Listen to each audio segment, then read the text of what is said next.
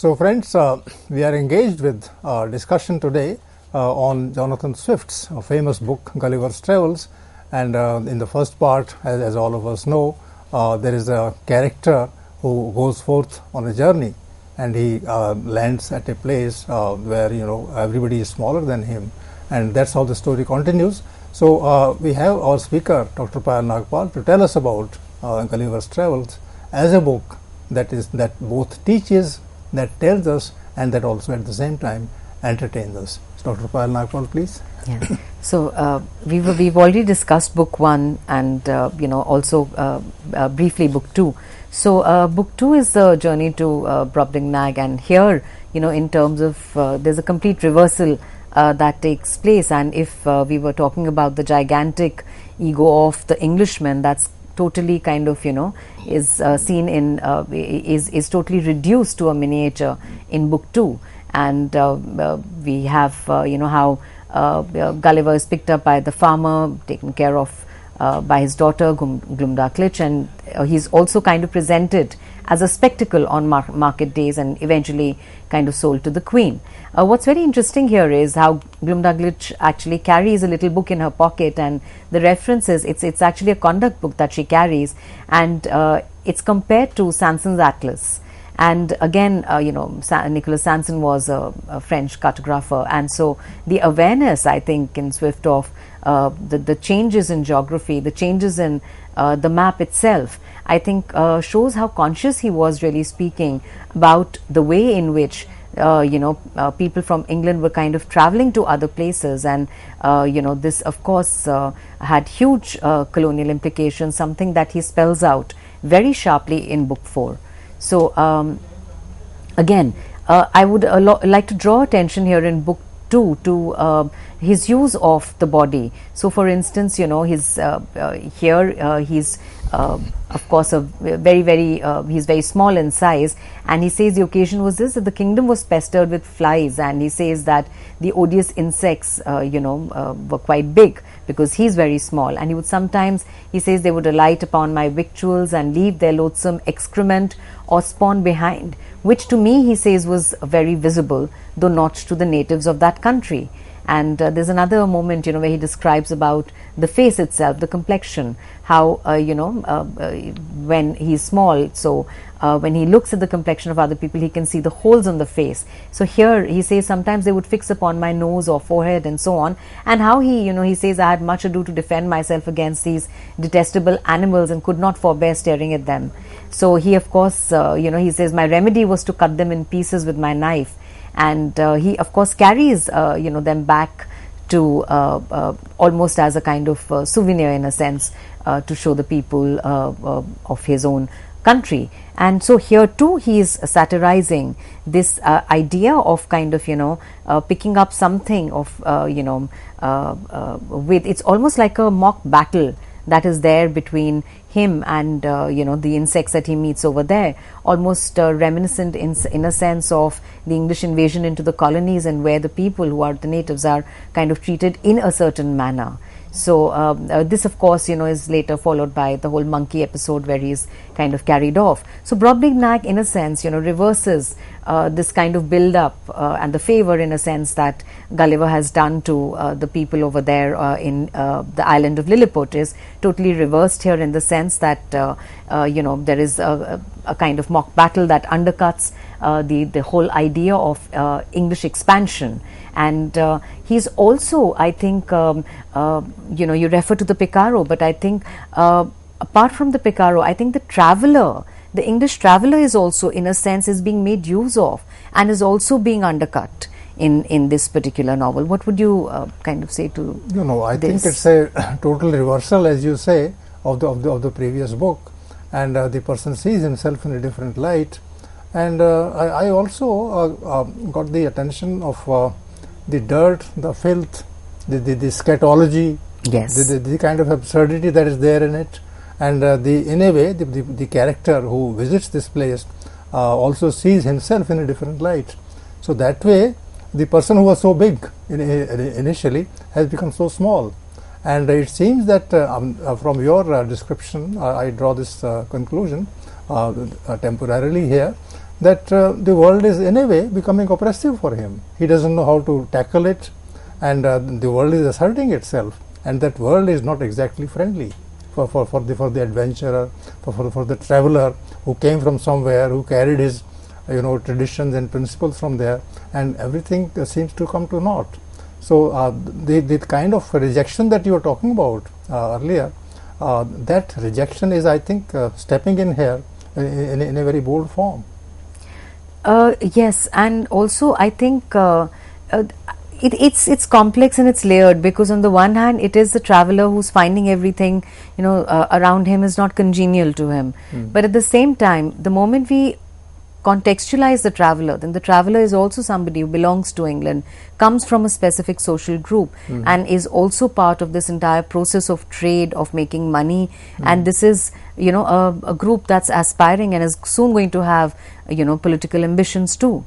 So I think it works in both ways, and his references actually to England actually become very sharp in the last book. So can you elaborate on the idea of this part being political, because that interests me quite a bit. So what I mean is that this group of people is, they have mobility, they have the money somehow to kind of undertake travel, to go to new places, to so-called discover these new lands, but at the same time they are also people who, once they start trading and once they start making profits, are the people who are also going to be more comfortable back in England, and are also going to look at a certain kind of political space, something that we are going to see happen in the 19th century. Are you suggesting that a kind of colonial expansion is being shown in the second part? Colonial expansion coupled with its implications, I think, in what happens back home once the colonial traveler, in a sense, is back home. Then, really speaking, what happens then? I think the narrative, in a sense, also kind of points towards it, because there are moments when once he travels, he again comes back to his own space. So here is a traveler who's then kind of carrying that knowledge. He's coming back, but in the real world, the traveler would also kind of trade and get make more profits and come back. So you mean that the intellectual resources of the earlier country to which the person belongs, they are being invested here, and profit is going to come out of it. Yes. So it's a let's say mercantile venture. It is a mercantile venture where trade will create wealth, and that wealth will be siphoned back to the original country. Yes. And that is not exactly beautiful. That is ugly. The kind of thing that, which is what happens actually in book 4, and I think we'll kind of quickly move to that. But before that, Brobdingnag in England, he says, he asked me who were our creditors and where we found money to pay them. The king asks him a number of questions, and he says he was perfectly astonished with the historical account I gave him of the affairs during the last century. And he says that it was only a heap of conspiracies, rebellions, murder, massacres, revolutions, banishments, the very worst effects that avarice, faction, hypocrisy, perfidiousness, cruelty, rage, madness, hatred, envy, lust, malice and ambition could produce. So I think he's kind of, it's very interesting. There is a level at which he talks about, at a very basic level, about the adventure, about the fantasy, how he explores these ideas through his own body. And as you mentioned, the scatological is very, very central to Swift's writing. But at the same time, it is in his conversations with people in these islands who are learned, where there is an exchange of ideas. And in this exchange of ideas with these islands that are very far away, and where he goes thinking that he might have something to offer, but when he tells them about what happens back in England, the people, the kings of these different islands are shocked at the way things are. So I think he's just absolutely outright, he's kind of satirizing and is sharply critical of the way things are in England at the time. So and once the process has begun, it will take us to the third book, yes, where things will be much worse than before. Absolutely. So in the third book, the whole idea of the flying island or Laputa, I think there there is a sense of disillusionment because they have not been able to kind of use learning in a way in which it would lead to any kind of a constructive, reasonable or happy life. So he looks at all the developments that have been made, and he's actually quite surprised because what he sees instead are things that are houses that are not well built, they are in awkward shapes, and so he doesn't understand the way in which knowledge is being used in these islands. And that for him is a kind of source of disillusionment. He's not particularly kind of enamored by the way things are. So he says in these colleges the professors continue new rules and methods of agriculture, building, new instruments and tools for all traders and manufacturers, whereas he says and one man shall do the work of 10. A palace may be built in a week, but he says all this is not realized. And so it also tells us somewhere, book 3 tells us that when we talk about reason and rationality, then that too needs to be adopted in a social manner and not blindly to look at it as something that is going to automatically translate into a better life or a better civilization. So I think book 3 particularly, and then he moves from there to other islands, and of course the most famous incident being where he meets the magicians and the sorcerers, and he's able to kind of see Alexander the Great, and he sees Hannibal passing the Alps and so on. He says he saw Caesar and Pompey and so on, and so these references are very, very important. So I will now move on straight away to discussion of book 4, that actually then kind of puts all this into perspective, and where he sees the description of the Houyhnhnms. He's surprised to see that the animals are communicating in a language that is that they understand, and there is grace, there is beauty, there is rationality, there is reason, and all these are seen in the Houyhnhnms. It is not seen in what he identifies as closer to the human race, and they are the Yahoos. And he says that there is absolutely nothing evil that the Houyhnhnms know. Whatever they know is whatever they can call evil is associated with the Yahoos. So I think this kind of polarity between the Yahoos and the Houyhnhnms in a sense, there are two ways of looking at it. One way is to look at it as a regression and to say that we reverse the evolution, and the race of the horses is more civilized than the human beings. And the other is to look at it because the satire says one thing and it indicates something else. I think the Houyhnhnms also represent an ideal, and how from that ideal we have to actually look at the human race with a very, very critical eye. So what would you say about the polarity between the Yahoos and the Houyhnhnms?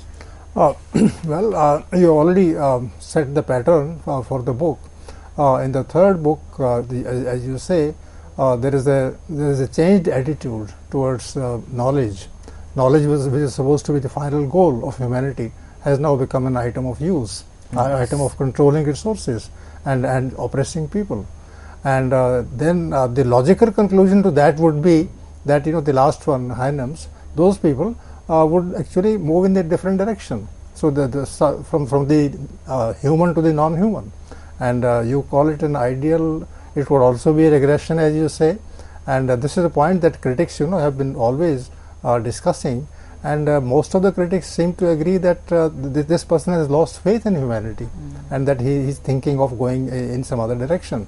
But I would agree with you that this realization that knowledge in the wrong sense, knowledge in going in the wrong direction, is something that is to be shunned, and that if that is the case, then somehow the clock has to be set right again. And how that can be set right, Swift is exploring. He is not giving an answer, but he is definitely showing a picture that is melodramatic in the realistic sense, that the world is not going in the right direction at all.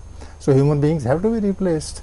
So, well, if it's a kind of nihilism, as one is afraid, then it's a nihilism that one can understand. And what Swift wrote in the 18th century is coming out true in the 21st century.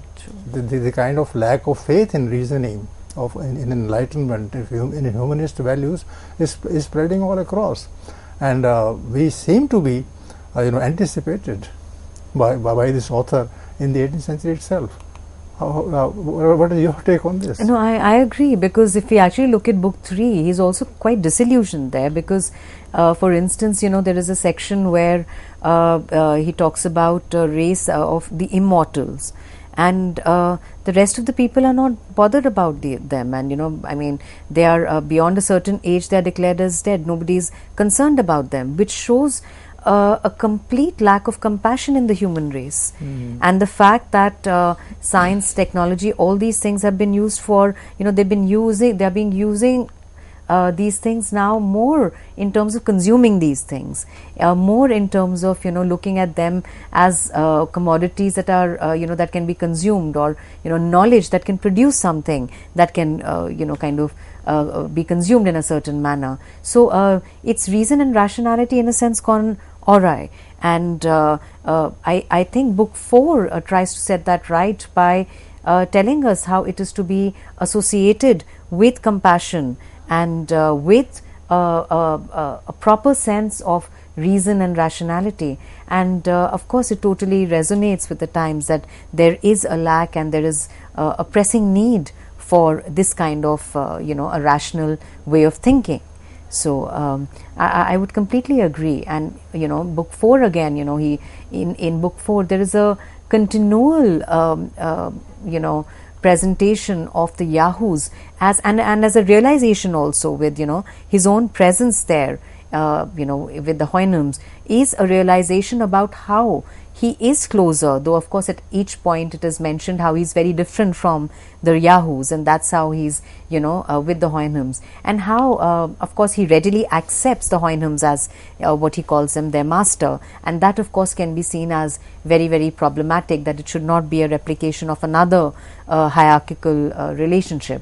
So with this we are he says that he was convinced that I must be a Yahoo, but he says, but my teachableness, civility and cleanliness astonished him, which were qualities altogether opposite to those animals. So he's distinguishing himself in a sense from the Yahoos and saying that he needs to kind of assert this, but at the same time the human beings remain closer to the Yahoos and certainly not closer to the Houyhnhnms. And of course the ending of the novel, of course his where he says towards the end, he says that everything that a traveler writes should have a certain sense of truth. So he says that he has done this for public good, and that he's writing, whatever he's written is something that has actually happened. So I wondered actually at his complete emphasis on the truth value of the travel narrative. And because it is filtered entirely through the eyes of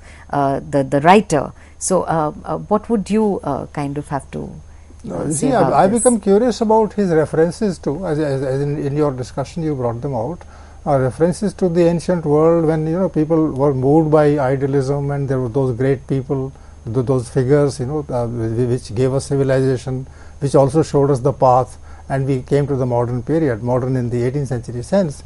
And there one realizes that things have come to an impasse, there is a kind of obstruction there, and the writer is searching for answers. This is one thing, and secondly, I would like your opinion on this, that it's a very realistic kind of an emphasis that the person is giving, and he is not exactly satisfied with the progress that humans have made, but his heart is there for the right kind of progress, as you say. He wants he wants some kind of an answer to the problems that are mounting in front of him, and where he doesn't see light at the end of the tunnel, but then he is always seeking for that light somewhere. And if he is shrouded in darkness, then that is not his problem, that's the problem of the surroundings that have made people reach there. I agree, and this is precisely the reason why I actually brought in the whole idea of the debate, that is it regression or is it a kind of ideal? I think Swift himself is in a sense stuck at that impasse because he doesn't see the answers in the human race. So, how does that translate into a viable solution is a question that he's posing.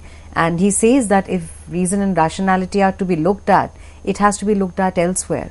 And it's not something that the human race in its current form possesses. So he's harsh, he's sharply critical, he's presenting, the race of animals and the fact that they do not have language in a sense that the others do. Yet at the same time they are able to communicate. And here, despite all the progress and all of the evolution of the civilized race, so to say, there is something that has gone drastically wrong. So there is great value, I think, in the argument, even though we risk the danger of looking at it as a text that takes us towards a pessimistic view, and critics have often commented on Swift's pessimism, so to say. So at the same time, I think what is of value here is his criticism of the human race. Would you call the book depressing? Actually, I as a writer, you are yourself a writer. I did not think that the book was depressing, for the reason that I think it makes you, it shakes you up, and of course after the very gentle tone and the fun and frolic of books 1 and 2, there is serious matter that lies ahead. So I wouldn't say that it depresses me, but then this is just a personal view. As I said, that Swift has often been kind of critiqued in a sense for his pessimism or a kind of regression seen in or his rejection of humanity. But I would say that there is value in his criticism of the human race, and I think he himself is located at that impasse where he is not able to decide if there is going to be a positive outlook to life. Where do we see that? I think that is the question that he's asking. You mentioned in your discussion earlier women. So where are they in the book, and what kind of value he would assign to that segment of humanity which is women? So it's very interesting actually. Throughout the this novel, he continues to wherever there is this issue of the education of women, he always says that they must be educated just like them. He's very appreciative of places where the women are educated in the same way as the men.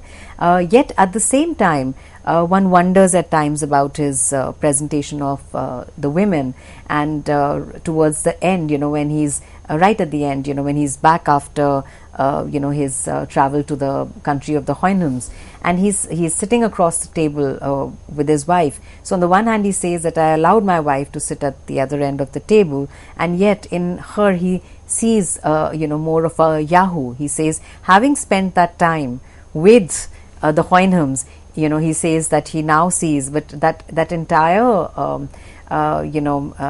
the thrust of it all is in a sense in that moment directed towards his wife, who's Gulliver's wife, who's sitting across the table.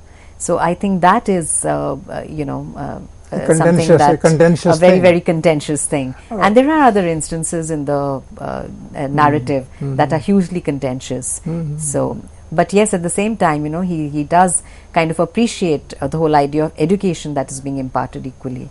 And who knows, maybe he's laying it at the door of the woman to come forward, correct herself, and lead the world. What do you say to that? Well, I wouldn't stretch it that far. So, and so he says that, and then he gives his rationale actually for writing this narrative, and I think that is again something that I would just very quickly like to mention. He says that I could perhaps, like others, have astonished thee with strange improbable tales, but I rather chose to relate a plain matter of fact in the simplest manner and style, because my principal design was to inform and not to amuse thee. So at the end of it all, he says that he had done it with the sole intention of keeping public good in mind, and he's not given, he said, despite the fact that he's used adventure, fantasy and all of that, still he says that whatever has happened, it's true, it's matter of fact, and he's not doing it for your for the reader's amusement, and at the same time, of course, his emphasis on truth value. So I think the satire then operates at various levels. At the level of his very style of writing, I think, where he's speaking tongue-in-cheek so many times. In one sentence, what would you say about this book?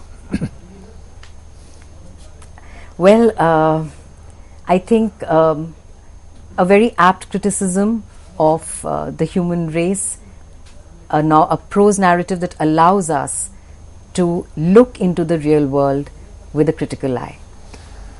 Friends, we come to the close of the discussion on this hopeful note that Dr. Payal Nagpal has struck, that the book is realistic in its temper, in its sensibility, and that it appeals to us to become aware of the problems that we face, so that we can start thinking about the possible resolution of them. So this is a very enlightening lecture, Dr. Payal Nagpal. Thank you, and thanks viewers. And I'm sure you would have got some new points regarding the text, and you can carry forward the knowledge of those points in your study. Thank you.